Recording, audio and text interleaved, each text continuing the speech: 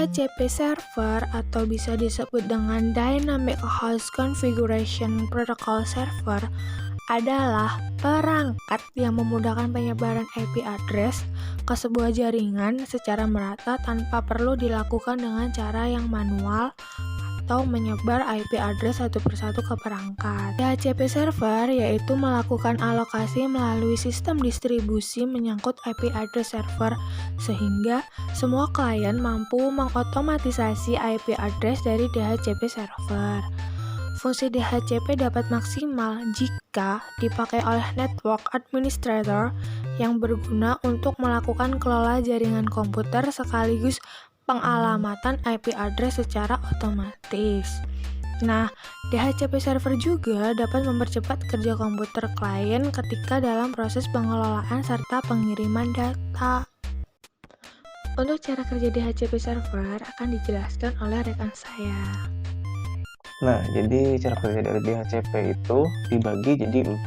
Ada tahap 1 yaitu IP list request, tahap 2 IP list offer, dan tahap 3 IP list selection. Kemudian tahap keempat yaitu IP list acknowledge.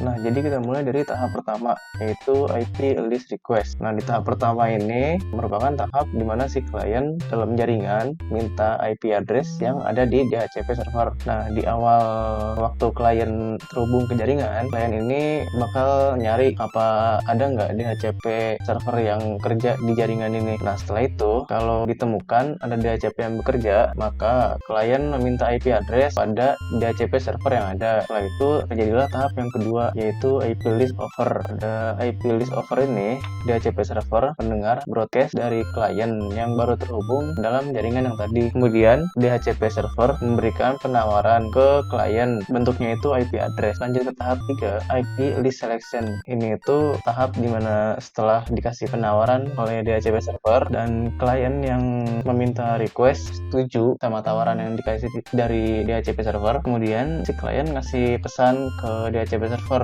Isinya itu permintaan agar DHCP server meminjamkan salah satu IP address-nya. Dalam kasus ini kami menggunakan IP address range 100 sampai 110.